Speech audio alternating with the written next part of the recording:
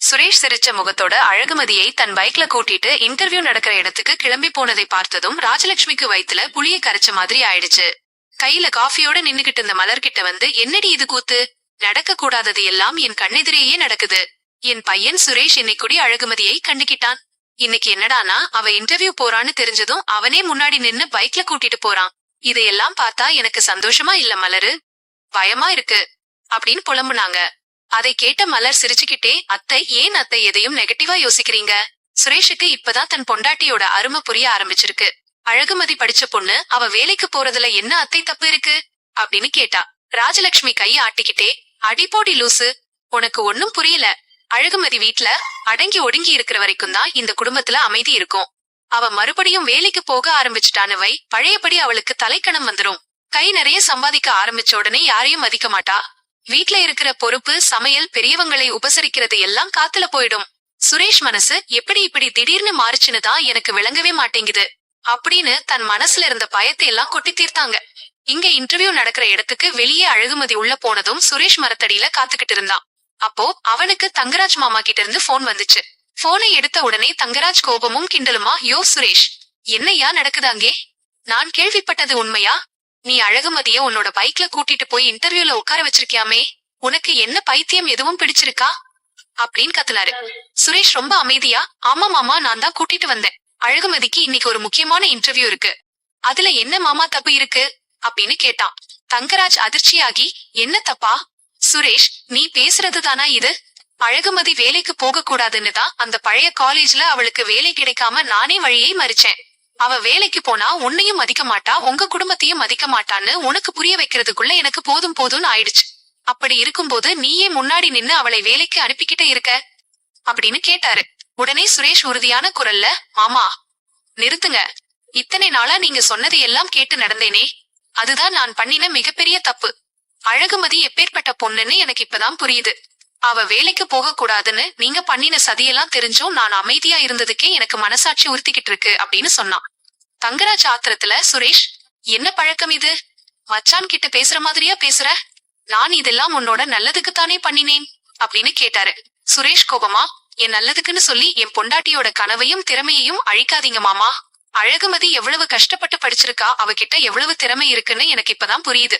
இனிமேல் அழகுமதி எடுக்கிற எந்த முடிவா இருந்தாலும் சரி, அவளோட லட்சியமா இருந்தாலும் சரி, அவளுக்கு முதல் ஆளா பின்னால நின்று சப்போர்ட் பண்ண போறது இந்த சுரேஷ் தான். இதுல இனிமே நீங்க தலையிடாம இருந்தா நல்லா இருக்கும் மாமா அப்படின்னு பளிச்சுன்னு சொல்லி போனை வச்சுட்டான். சுரேஷ் போன கட் பண்ணின கடுப்புல தங்கராஜ் உடனே ராஜலட்சுமிக்கு போன் போட்டான். போனை எடுத்ததும் ராஜலட்சுமி, ஹலோ மாப்பிள்ளை, என்ன இந்த நேரத்துல போன் பண்ணிருக்கீங்க? ரேவதி நல்லா இருக்காளா அப்படின்னு கேட்டாங்க. தங்கராஜ் கடுப்பா, அத்தை, ரேவதிய பத்தி அப்புறம் பேசுவோம், முதல்ல உங்க பையன் சுரேஷை என்னன்னு கேளுங்க. அவன் என் மூஞ்சில அடிச்ச மாதிரி போனை வச்சுட்டு போறான்.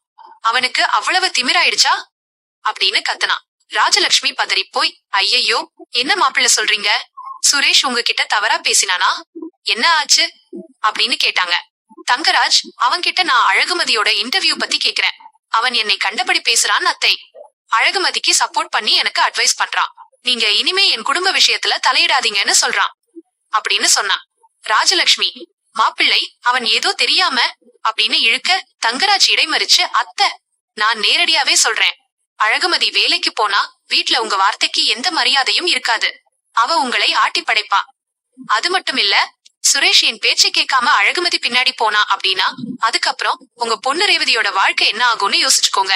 ரேவதி என் கூட சந்தோஷமா வாழணுமா வேண்டாமாங்கிறது சுரேஷோட நடத்தையும் அழகுமதி வீட்ல இருக்கிறதும் தான் தீர்மானிக்கும் அப்படின்னு மிரட்டனா. ராஜலட்சுமி பயந்து போய், ஐயோ மாப்பிள்ளை, அப்படிலாம் சொல்லாதீங்க. ரேவதி வாழ்க்கைதான் எனக்கு முக்கியம். நான் சுரேஷ் கிட்டையும் அழகுமதி கிட்டையும் பேசுறேன். அழகுமதியை எந்த சூழ்நிலையிலையும் வேலைக்கு போக விட மாட்டேன். நான் பாத்துக்கிறேன் மாப்பிள்ளை அப்படின்னு சொன்னாங்க.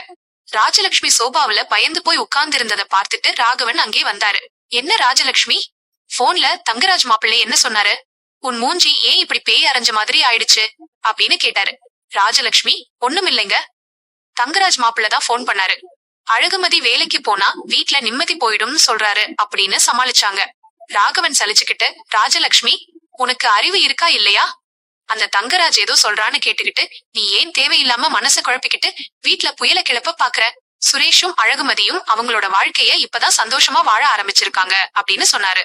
ராஜலட்சுமி, ஆனாலுங்க மாப்பிள்ளை ரேவதியோட வாழ்க்கையை வச்சு மிரட்டுறாருங்க அப்படின்னு புலம்புனாங்க. ராகவன், கண்டிப்பா அவன் மிரட்டுவான். ஏன்னா நீ அஞ்சி அஞ்சி சாகுறவன்னு அவனுக்கு நல்லா தெரியும். ரேவதியும் தங்கராஜும் அவங்க வாழ்க்கைய பாத்துப்பாங்க. நடுவுல நீ போய் தங்கராஜ் சொல்ற தூண்டுதலுக்கு ஆளாகி சுரேஷ் வாழ போற வாழ்க்கையில மண்ணை அள்ளி போடாத. அழகுமதி நல்ல பொண்ணு, அவ வேலைக்கு போனா இந்த குடும்பத்துக்கு தான் பெருமை. அமைதியா இருக்கிற வேலையை பார் அப்படின்னு சொல்லிவிட்டு நகர்ந்தாரு. இன்டர்வியூ முடிஞ்சு சாயங்காலம் அழகுமதி சிரிச்ச முகத்தோட வெளியே வந்தா. சுரேஷ் இன்னும் அங்கே நின்னுக்கிட்டு போனை பார்த்துட்டு இருக்கிறதை பார்த்து அவளுக்கு ஒரே ஆச்சரியம். அழகுமதி பக்கத்துல போய், சுரேஷ், நீங்க இன்னும் இங்கேயேதான் நின்னுக்கிட்டு இருக்கீங்களா? ஆபீஸ்க்கு போங்கன்னு தானே சொன்னேன் அப்படின்னு கேட்டா. சுரேஷ் புன்னகையோட, உன்னை விட்டுட்டு நான் எப்படி அழகுமதி ஆபீஸ்க்கு போவேன்? உனக்கு இன்னைக்கு எவ்வளவு முக்கியமான நாள். உள்ள இன்டர்வியூ எப்படி போச்சு? நல்லா பண்ணினியா அப்படின்னு ஆசையா கேட்டா. அழகுமதி மகிழ்ச்சியா, ரொம்ப நல்லா பண்ணின சுரேஷ். அவங்களும் ரொம்ப திருப்தியா தலையாட்டினாங்க. இன்னும் 2 நாள்ல ரிசல்ட் சொல்லுவேன்னு சொல்லிருக்காங்க அப்படின்னு சொன்னா. சுரேஷ் சந்தோஷத்துல, எனக்கு தெரியுமடி, கண்டிப்பா உனக்கு இந்த வேலை கிடைக்கும். உன் திறமைக்கு இந்த வேலை என்ன, இதை விட பெரிய வேலையே கிடைக்கும் அப்படின்னு உற்சாகப்படுத்தினான். வழியில சுரேஷ் பைக்க ஒரு ஸ்வீட் கடைக்கு முன்னாடி நிறுத்தினான். அழகுமதி, இங்க எதுக்கு சுரேஷ் பைக்கை நிறுத்துறீங்க அப்படின்னு கேட்க, சுரேஷ் கடைக்குள்ள போய் ஒரு ஸ்வீட் பாக்ஸ் வாங்கிட்டு வந்து அவகிட்ட நீட்டுனான். அழகுமதி, ஸ்வீட்டா? எதுக்கு சுரேஷ் அப்படின்னு கேட்க, சுரேஷ், இன்னைக்கு உன்னோட இன்டர்வியூ ரொம்ப நல்லா முடிஞ்சிருக்குல்ல, அதுக்குத்தான்.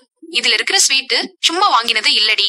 மலர் அண்ணிக்கிட்ட கேட்டு உனக்கு ரொம்ப பிடிச்ச காஜு கத்லியும் குலாப் ஜாமுனும் பார்த்து பார்த்து வாங்கினேன் அப்படின்னு சொன்னான். அழகுமதி கண்ணெல்லாம் கலங்க, சுரேஷ், எனக்கு பிடிச்ச ஸ்வீட் எதுன்னு கேட்டு வாங்கிட்டு வந்திருக்கீங்களா? இத்தனை வருஷத்துல நீங்க எனக்காக இப்படி யோசிச்சதே இல்லையே சுரேஷ் அப்படின்னு நெகிழ்ந்து போனா. சுரேஷ், அன்பா, பழைய சுரேஷை மறந்துடு அழகுமதி. இனிமே உன்னோட ஒவ்வொரு சந்தோஷமும் எனக்கு முக்கியம். வா, வீட்டுக்கு போலாம் அப்படின்னு கூட்டிட்டு போனான். வீட்டுக்கு வந்ததும் அழகுமதி அறைக்குள்ள போனப்போ ராஜலட்சுமி முகத்தை கடுக்கென வச்சுக்கிட்டு அங்கே வந்தாங்க. கதவை சாத்திட்டு இருவரையும் முறைத்து பார்த்தாங்க. ராஜலட்சுமி அதிகாரம் பண்ணி, சுரேஷ், என்ன நினைச்சுக்கிட்டு இருக்கிற நீ மனசுல? நாள் முழுக்க வேலை வெட்டிய விட்டுட்டு அழகுமதிக்கு கூட பிடிச்சுக்கிட்டு திரியற. நான் இப்போவே தெளிவா சொல்லிடுறேன், அழகுமதி இந்த வேலைக்கு போக கூடாது அப்படின்னு கட்டளையிட்டாங்க. அழகுமதி அதிர்ச்சியாகி, அத்தை அப்படின்னு சொல்ல வர ராஜலட்சுமி அவளை தடுத்து, நீ வாயை மூடு அழகுமதி. சுரேஷ், அழகுமதி வேலைக்கு போனா இந்த குடும்பத்தோட மானம் மரியாதையெல்லாம் போயிடும். வீட்ல இருக்கிற வேலைகளை யாரு பார்ப்பா? அது மட்டும் இல்ல, தங்கராஜ் மாப்பிள்ளைக்கு இது கொஞ்சம் கூட பிடிக்கல. ரேவதியோட வாழ்க்கை பாழாயிடும்னு தங்கராஜ் மாப்பிள்ளை எச்சரிச்சிருக்காரு. அழகுமதி இந்த இன்டர்வியூல செலக்ட் ஆனாலும் வேலைக்கு போக கூடாது அப்படின்னு சொன்னாங்க. இதை கேட்டதும் சுரேஷுக்கு பொறுமை எல்லை கடந்து போச்சு. அவனது கண்ணெல்லாம் கோபத்துல செவந்து போச்சு. சுரேஷ் சத்தமா, போதும் அம்மா, நிறுத்துங்க அப்படின்னு கத்துனான்.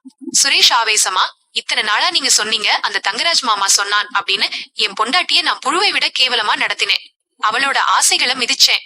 அப்போவெல்லாம் அவ அமைதியா இந்த குடும்பத்துக்காக எல்லாவற்றையும் தாங்கிக்கிட்டா. ஆனா இனிமே அது நடக்காது அம்மா. தங்கராஜ் மாமா ஏதோ சொல்றாருன்னு கேட்டுக்கிட்டு அவரோட சுயநலத்துக்காக என் பொண்டாட்டியோட வாழ்க்கைய பலிகெடுக்க சொல்றீங்களா? அழகுமதி எவ்வளவு கஷ்டப்பட்டு படிச்சிருக்கான்னு எனக்கு தெரியும். அவ வேலைக்கு போனா இந்த வீட்டை மதிக்க மாட்டான்னு சொல்றீங்களே, இன்னைக்கு வரைக்கும் இந்த வீட்டுக்கு அவ செய்யாத மரியாதையா அப்படின்னு பொங்கி எழுந்தான். ராஜலட்சுமி பதறி போய், சுரேஷ், அந்த தங்கராஜ் மாப்பிள்ளை கோபப்பட்டா ரேவதியை அப்படின்னு பயத்தை காட்ட சுரேஷ் குறுக்கே புகுந்து, ரேவதி அக்காவோட வாழ்க்கைய தங்கராஜ் மாமா ஒழுங்கா பாத்துக்கட்டும். அதுக்காக என் பொண்டாட்டியோட வாழ்க்கையை நான் அடமானம் வைக்க முடியாது. அம்மா, நான் இப்ப தெளிவா சொல்றேன், நல்லா கேட்டுக்கோங்க அப்படின்னு சொல்லி அழகுமதியின் கையை பிடிச்சு தன் பக்கத்துல நிறுத்தினான். சுரேஷ் ரொம்ப கம்பீரமா, அழகுமதி கண்டிப்பா வேலைக்கு போவா. அவ வேலைக்கு போறதுக்கு இந்த வீட்ல இருக்கிற யாருக்காவது ஆட்சேபனை இருந்தாலோ, இல்ல அவளை நிம்மதியா வாழ விடாம நீங்களோ இல்ல அந்த தங்கராஜ் மாமாவோ பிரச்சனை பண்ணினாலோ, நாங்க 2 பேரும் இந்த நிமிஷமே இந்த வீட்டை விட்டு வெளியேறி தனியா குடி போயிடுவோம் அப்படின்னு அதிர்ச்சி கொண்ட தூக்கி போட்டான். அந்த வார்த்தையை கேட்டதும் ராஜலட்சுமிக்கு தூக்கி வாரி போட்டுச்சு.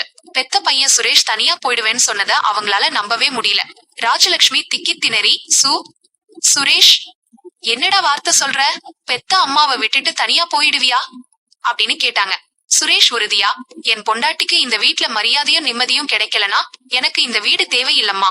நீங்க தங்கராஜ் மாமா பேச்சை கேட்க போறீங்களா இல்ல என் கூட வாழ போறீங்களான்னு நீங்களே முடிவு பண்ணிக்கோங்க அப்படின்னு சொல்லி முடிச்சான். அப்படியே டேபிள்ல இருந்த ஸ்வீட் பாக்ஸை திறந்து ஒரு காஜு கத்லியை எடுத்து அழகுமதி வாயில ஊட்டி விட்டான். சாப்பிடு அழகுமதி, உனக்கு கண்டிப்பா வேலை கிடைக்கும். இனி உன்னை யாரும் எதுவுமே சொல்ல முடியாது. நான் இருக்கேன் உனக்கு அப்படின்னு சுரேஷ் அன்பா சொன்னான். அழகுமதி கண்ணுல ஆனந்த கண்ணீரோட அந்த ஸ்வீட்ட சாப்பிட்டான். இத்தனை வருஷ கஷ்டத்துக்கு இன்னைக்கு தன் புருஷன் தனக்காக நின்ன அந்த ஒரு நிமிஷம் அவளுக்கு பெரிய ஆறுதலா இருந்தது. ராஜலட்சுமி பதில் பேச முடியாம தன் மகனின் இந்த மாற்றத்தை பார்த்து அதிர்ச்சியில உறைஞ்சு போய் நின்னாங்க.